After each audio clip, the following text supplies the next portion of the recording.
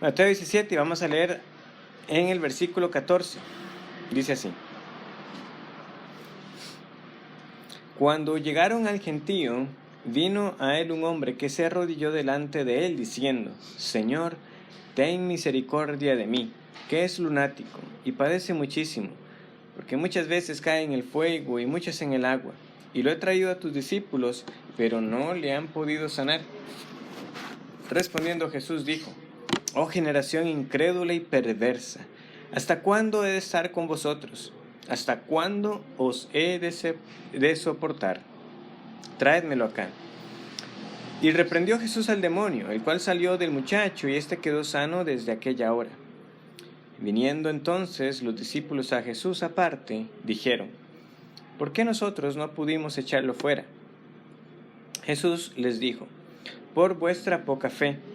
Porque de cierto os digo que si tuvierais fe como un grano de mostaza, diréis a este monte: pásate de aquí allá, y se pasará, y nada os será imposible. Pero este género no sale sino con oración y ayuno. Vamos a ver entonces también en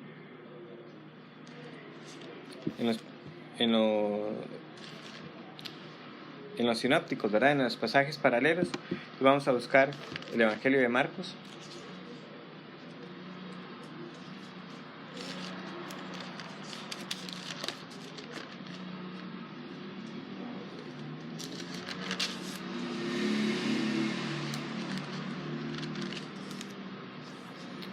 Marcos capítulo 9, versículo 14. Dice así: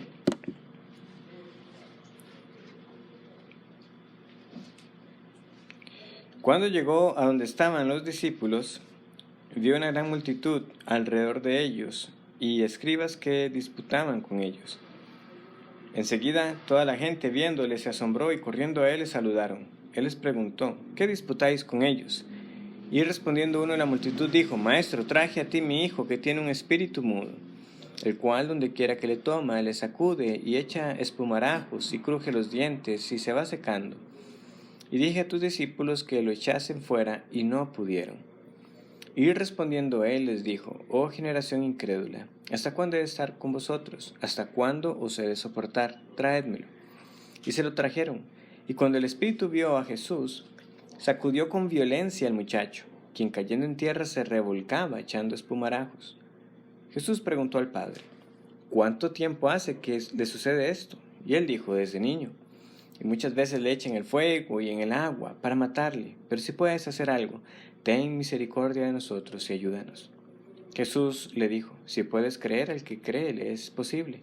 E inmediatamente el padre del muchacho clamó y dijo: Creo, ayuda a mi incredulidad. Y cuando Jesús vio que la multitud se agolpaba, reprendió al espíritu inmundo, diciéndole: Espíritu mudo y sordo, yo te mando, sal de él y no entres más en él. Entonces el espíritu, clamando y sacudiéndole con violencia, salió y él quedó como muerto, de modo que muchos decían: Está muerto. Pero Jesús, tomándole de la mano, le enderezó y se levantó. Cuando él entró en casa, sus discípulos le preguntaron aparte: ¿Por qué nosotros no pudimos echarlo fuera? Y les dijo: Este género con nada puede salir, sino con oración y ayuno. La porción que anticiparía, ¿verdad?, que a muchos de los que estamos acá no sería familiar, ¿verdad? Este momento en que los discípulos no pudieron sacar a este demonio. Ahora es interesante, ¿verdad?, ¿dónde está ubicado este relato? ¿Qué fue lo que aconteció previamente? ¿Qué fue lo que vimos la última vez que nos reunimos? La transfiguración. Y en los tres evangelios sinópticos así está. Tenemos la transfiguración y luego tenemos al Señor Jesús sanando a este muchacho que hemos leído, lunático, endemoniado o que tenía un espíritu inmundo. Ya veremos ese detalle. El punto es que entonces no perdamos de vista ese cuadro de lo que vimos previamente. Es decir, en la narrativa Jesús ha tomado a tres de sus discípulos, los más cercanos, y les mostró su gloria. Un evento sublime. De hecho, repasando algunas notas, recordaba una pregunta que el pastor, quien fuera pastor de nosotros, el pastor Steve Henning, hacía: si usted pudiera escoger un momento de la historia bíblica para estar presente, ¿cuál escogería? Recuerdo que quizás en mi mente cruzaban cosas como, cuando Elías llamó el fuego y ante 400 profetas, ¿verdad? Qué señal más evidente, ¿verdad? Como, aquí está Dios, y él clamó a Dios y el fuego se manifestó. Pero recuerdo entonces que la respuesta de él en parte me dejó asombrado, porque mientras yo estaba pensando en cosas también milagros tan grandes como o el mar siendo partido, él dijo: no me puedo decidir entre el bautismo o la transfiguración, porque en el bautismo de Jesús está presente la Trinidad de una manera muy clara, ¿verdad? Tenemos al Hijo del Hombre, al Hijo de Dios siendo bautizado, al Espíritu Santo descendiendo como forma de paloma, y al Padre hablando en los cielos diciendo: este es mi Hijo amado en quien tengo toda mi complacencia, a él oí. Y algo similar es lo que escuchamos también en la transfiguración: a él oí. Pedro estaba, ¿verdad?, desubicado, pensando: Señor, ¿quieres que hagamos 3 enramadas? Pero no, solo uno es digno, solo uno es realmente ese Mesías que Dios había prometido. Moisés y Elías desaparecen de la presencia y solo queda el Señor. Pero mientras están estos 3 discípulos y siendo testigos de este hecho tan asombroso, que Jesús quisiera hacerlos partícipes de este momento, abajo está pasando otra cosa. Tenemos a 9 que no están pudiendo sacar a este demonio. Podríamos decir 8, ¿verdad? Si Judas era un falso, pero es increíble que, ¿verdad?, que la Biblia no niega si aún Judas en esos viajes que hizo estando con otros de los discípulos llegó a ser partícipe, ¿verdad?, de algunas de las señales. El punto es la gloria ocurriendo en ese monte, la gloria de Jesús, pero abajo tenemos caos, desorden, disputas. Hay un cuadro que se llama así literalmente: la transfiguración de Rafael, y eso es lo que él plasma en ese cuadro. En la parte superior del cuadro es muy claro, hay mucha luz, porque claramente se está dando la transfiguración, pero abajo con oscuridad, o sea, el cuadro se ve oscuro. Lo que se refleja es precisamente esa angustia, esos pleitos, esas discusiones, esa incapacidad, y a un pobre hombre clamando por alguien que pudiera hacer algo por su hijo. ¡Qué contraste! ¡Qué contraste! Eso debió pasar. Ese mismo cuadro de Rafael, la transfiguración. Nosotros entonces vemos que en Mateo 17, el versículo 14, se nos dice que cuando entonces ellos bajan, está este gentío, y como nos comentaba también Marcos, estaban algunos disputando, ¿verdad? Porque podemos imaginar el cuadro de lo que ha acontecido acá. Ellos dicen: estos son discípulos de Jesús. De Jesús sabemos que antes ha expulsado demonios, pero estos no están pudiendo expulsar a este. ¿Qué está pasando? ¿Será que la enseñanza de Jesús es falsa? ¿O será que hay demonios y fuerzas espirituales mayores que la de Jesús y sus discípulos? Como vemos, este fracaso hasta el momento claramente ponía en entredicho el ministerio de Jesús. Nosotros sabemos que no era cualquiera el que podía osar a enfrentar a estos entes espirituales, porque en Hechos se nos narra, ¿verdad?, de un demonio que más bien avergonzó a los hijos de un judío, ¿verdad? Los hizo ahuyentados. Porque él dice: a Pablo lo conozco y sé quién es Cristo, pero ustedes, ¿quiénes son?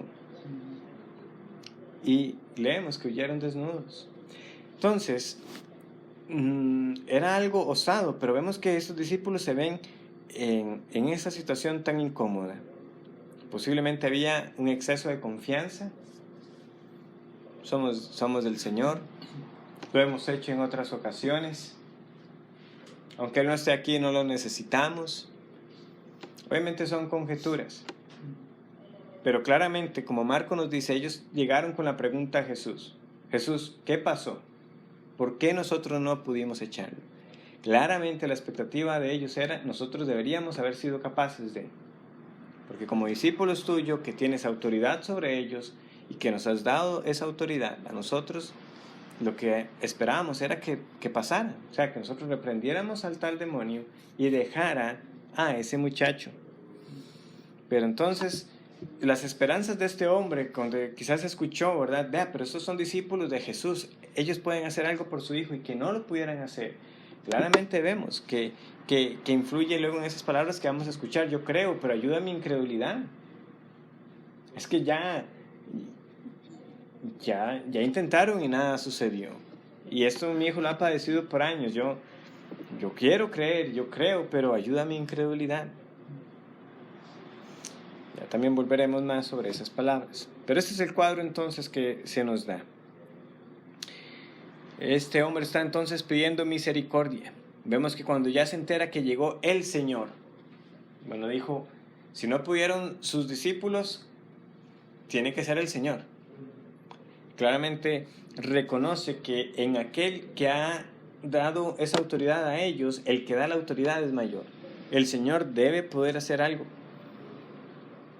Ten misericordia de mi hijo. Podríamos leerlo también, ten compasión.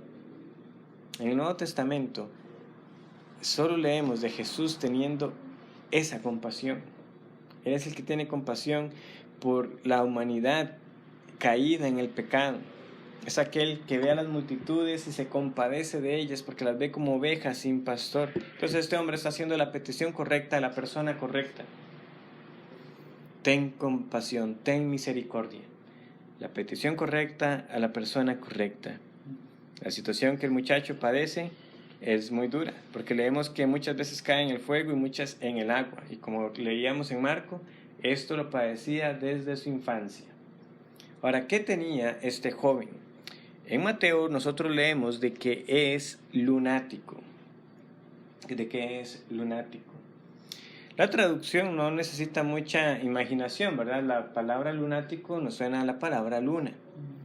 Y tampoco es como que tengamos que hacer un gran ejercicio para entender lo que está pasando, porque yo sé que muchos hasta el día de hoy siguen escuchando estas mismas cosas, de que la luna puede influir en ciertas enfermedades o el estado de ánimo de las personas, ¿verdad? Algunas cosas más, algunas cosas menos, ¿verdad? Me imagino que en algunos lados, algunos le dirán embarazada, ¿verdad? Que no vea luz en luna llena, como si eso lo pudiera determinar la mujer, ¿verdad? O que se le mancha el hijo, pues no sé, es que hay de todo, ¿verdad? ¿Por qué? Porque claramente en esa tendencia supersticiosa de las personas, antes también algunos pudieran asociar ciertos padecimientos con la luna. Yo lo que les puedo decir es que obviamente no hay ningún respaldo para ninguna de esas cosas, salvo que algunos que han tenido algún tipo de implante metálico en sus cuerpos, que aparentemente cuando la luna está más cercana de la Tierra puedan sentir como una especie de dolor. Eso he escuchado de algunos y sienten que eso les duele. Pero bueno, el punto, como les digo, es que aunque se describe como lunático, ¿qué ha quedado claro de las lecturas que hemos tenido? Que este padecimiento era de qué origen? Espiritual, no físico propiamente como una enfermedad que este joven tuviera. Porque Jesús reprende a un demonio. Esto es importante porque debemos cuidarnos de que alguien con sus ojos liberales, postmodernos, lo que diría, ay, ustedes cristianos, claramente lo que este joven está padeciendo es epilepsia. Uno diría, espumarajos, ¿verdad? Que leíamos en Marcos, que caía como muerto. Eso es epilepsia. Eso no era ningún demonio. Pero como yo he resaltado en muchas ocasiones a lo largo de los estudios de los evangelios, y obviamente en este estudio de Mateo, algo que queda muy claro cuando uno lee los evangelios es que los evangelistas distinguían entre padecimientos cuyas causas eran físicas, naturales, a aquellas que eran por un motivo espiritual, demoníaco. Ahora, claramente sigue reflejando cuán intrínseca, o sea, cuán cercana es precisamente esa relación de nuestro ser, de nuestro cuerpo con el alma que el Señor nos ha dado. Porque lo que padecemos en el alma también lo sufre el cuerpo. Y lo que sufre el cuerpo angustia el alma. Pero aunque reconocemos esa unidad, también hay que ver de que sí hay causas que pueden ser propiamente espirituales, en el sentido de que el Nuevo Testamento nos dice, esto que padecía la persona era por causa de un espíritu. Habían espíritus que causaban hasta problemas físicos muy puntuales, de sordera, o dejaban a las personas mudas, como también leemos que le sucedía a este joven. El término que obviamente conocemos hoy como epilepsia, la enfermedad llamada epilepsia, no era conocida para ellos. No estoy diciendo que los padecimientos no existieran desde antes, o sea, que la epilepsia no existiera en los días de. Existía, pero no era llamada de esa forma. Pero no estamos ante un cuadro donde los evangelistas están diciendo que algo que alguien hubiera hecho, no, es un cuadro clínico, eso es epilepsia, y ellos nada más dicen que era un endemoniado. No es esa confusión. O sea, la forma en que se manifiesta claramente asemeja mucho a ese padecimiento. Pero yo creo que es muy claro también al leer los relatos de los evangelios que la causa en última instancia era ese espíritu. Y también lo podemos decir con toda certeza, porque después que ese espíritu es expulsado, no leemos de que este joven volviera a padecer de estos ataques. Se los menciono porque es posible, que eso es lo que algunos dirán, siempre tratando de ¿qué? De tratar de matizar, de suavizar los hechos sobrenaturales de la Escritura y tratando de minimizar lo que nosotros reconocemos como milagros que fueron realizados por Jesús. Son ataques que vienen desde el siglo pasado y que continúan hasta ahora y, como les digo, seguirán. Seguirán porque simplemente las personas de hoy, que somos nosotros mismos, nos creemos superiores a aquellos que vivieron antes, pensando que es que ahora conocemos más, tenemos mejor tecnología, pero el problema de raíz del hombre desde la caída no es la falta de conocimiento o la falta de tecnología o el desarrollo económico. Lo tenemos aquí descrito. ¿Cuál es? La incredulidad. Es la incredulidad. O sea, lo que Jesús está diciendo es, oh generación incrédula, ¿hasta cuándo? ¿Hasta cuándo he de estar con ustedes? Ese es el asunto que el Señor aquí está describiendo. Vemos claramente incredulidad en aquellos que debatían, en los escribas, cuestionando el proceder de los discípulos. Lo vemos claramente también en los discípulos mismos que no pudieron sacar al demonio. Lo vemos en el padre de este muchacho, cuando dice que cree, pero ayuda a mi incredulidad.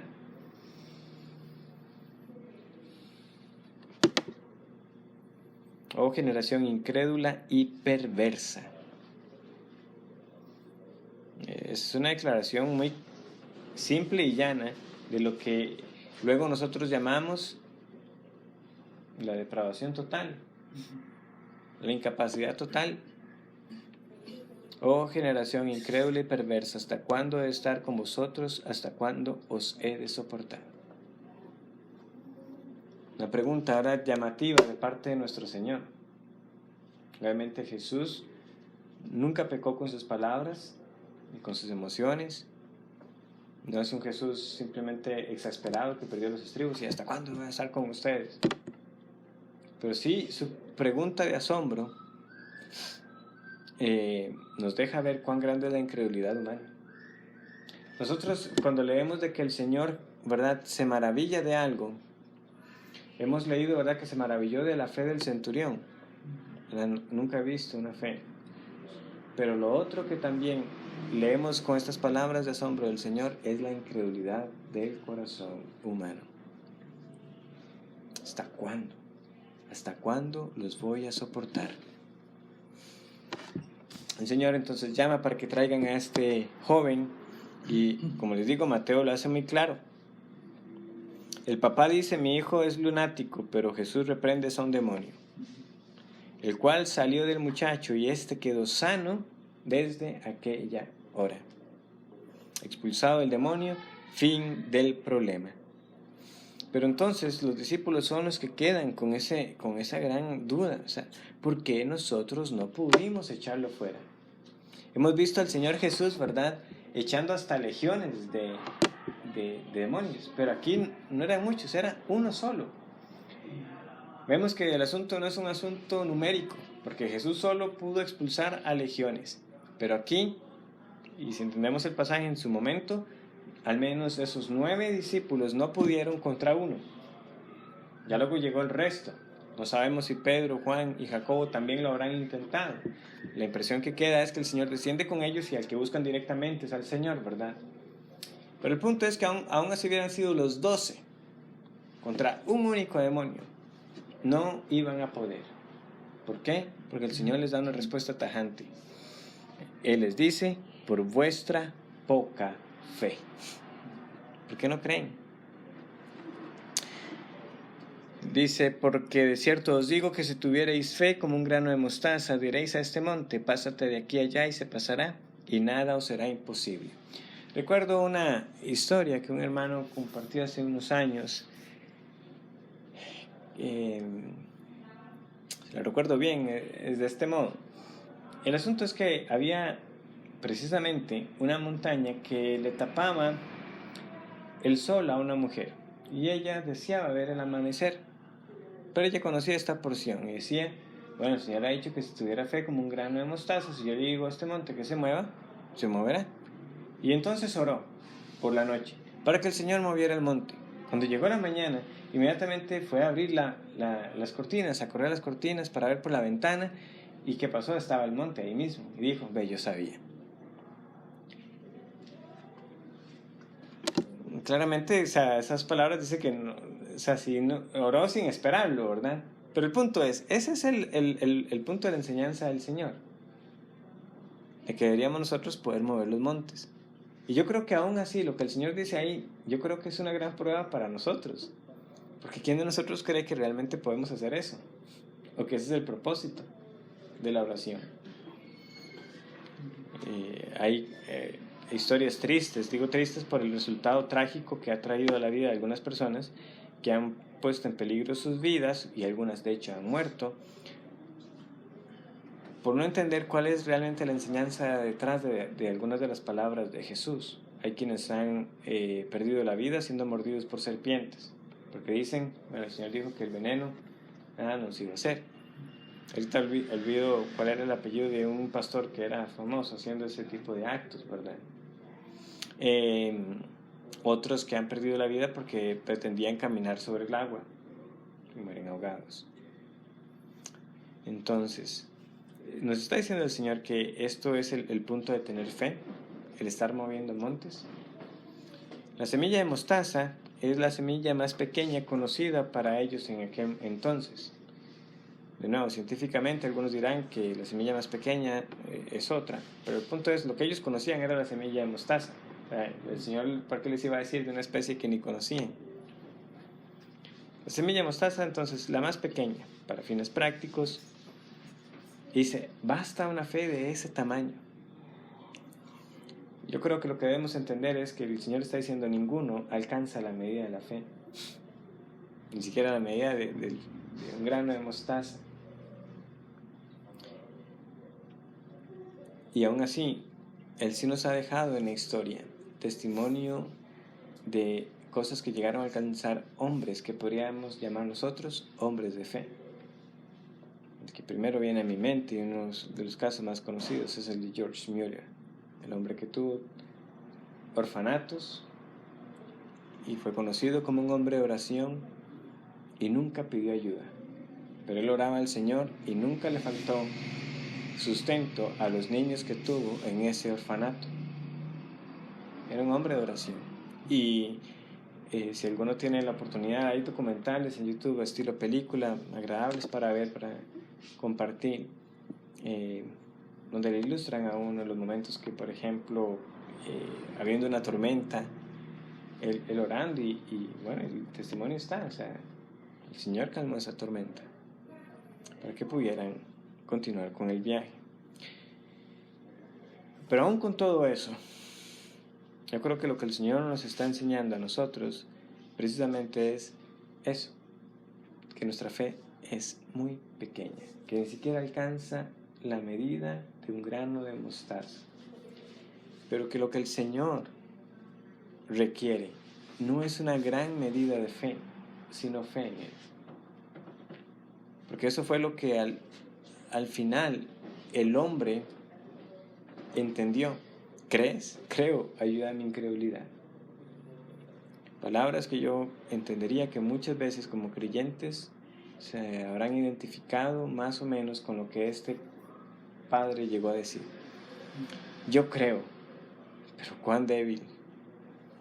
Yo creo, pero me falta mucho. No, yo no voy a negar a mi Señor, yo no voy a negar que he creído, pero lo que no puedo tampoco negar es que tengo una fe muy pequeña.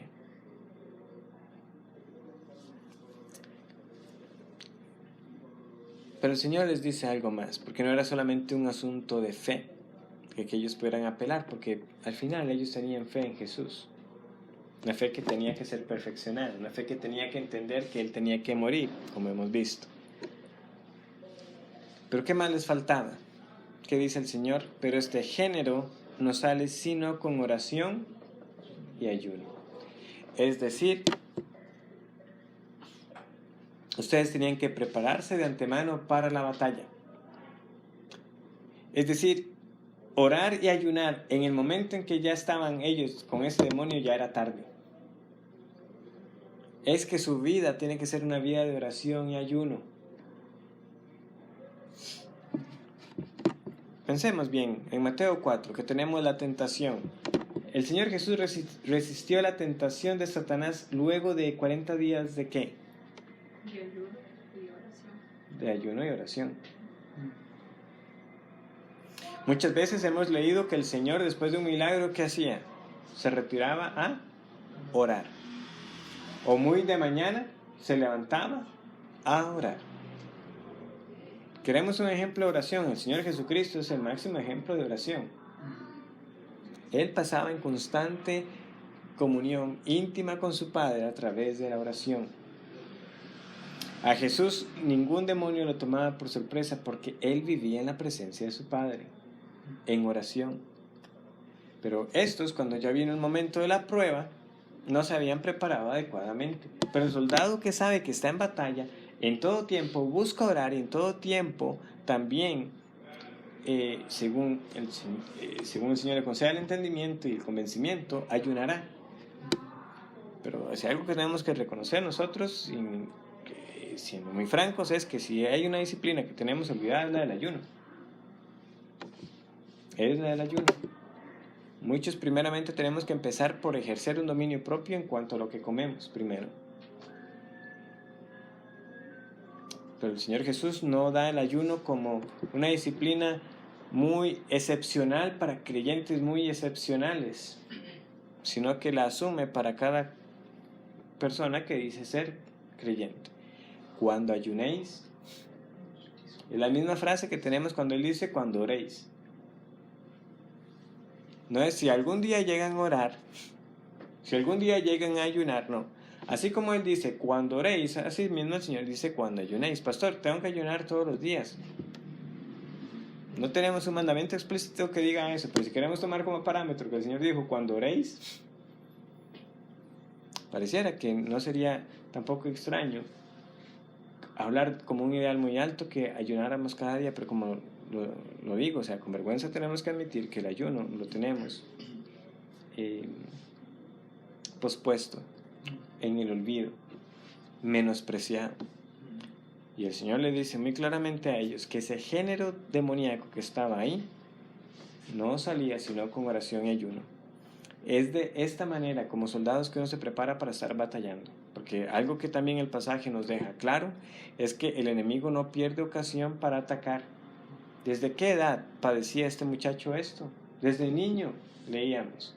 Desde niño. Así como recuerdo una frase de Spurgeon donde decía: nunca es demasiado temprano para empezar a hablarle a nuestros hijos del Evangelio. El enemigo también tiene su propio modo de actuar. Nunca es demasiado temprano para empezar a corromper la mente de los más jóvenes. Esto que voy a decir no es una alegoría de este pasaje. Lo que estoy diciendo es simplemente el enemigo actúa y ataca sin importar la edad.